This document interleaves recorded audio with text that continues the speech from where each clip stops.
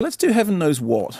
And this is an intro. This is a drama starring Ariel Holmes, upon whose own experiences the film is based. Essentially, it is about a young woman who, at the beginning of the movie, we see having broken up with her hideous boyfriend, threatening to kill herself in order to get his attention. And then what happens is, during the rest of the course of the movie, we spend time with her drifting from one hopeless situation to another. It's a film about addiction. It's a film about the life of addiction. It is a sort of, catalogue of scenes on the street, of begging, of hanging around in flop houses, spending a lot of time with, with other addicts. It is a film in which the colour is washed out and grey and grainy. The camera work is handheld. The soundtrack is often very, very oppressive, loud electronica, sort of techno thumping. The movie has a headachy feel to it, which is kind of how you imagine the company of the characters may play out. Now, here's what I felt about it. I thought, on the one hand, it does have a sense of grit and authenticity. It looks and feels real. The problem is that it also looks and feels like a movie which is asking you to spend a large section of time in the company of addicts.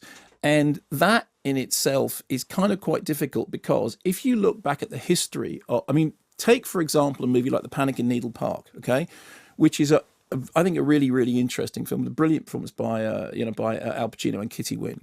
And that's a movie in which its central characters are very, very sympathetic. Look at a movie like Trainspotting, in which what it does is takes the subject of heroin addiction, and somehow, through what Danny Boyle is doing, manages to find a cinematic language to make that subject not just unbelievably bleak and grim. When people think about Trainspotting, what they think about is the energy of the film. What they think about is the cinematic. Like, you don't have that. What you do have is this kind of very, very sort of abusive trudgery. And on the level that I think the film works best is that it can be read as a film about an abusive relationship. It can be read about a film about how, when one feels self-destructive, one can attach oneself to people who reinforce that self-destruction. So the central thing is that our central character is basically in love with somebody who there is no reason to like. Everyone keeps saying this person is terrible. There's, why are you doing this? And actually,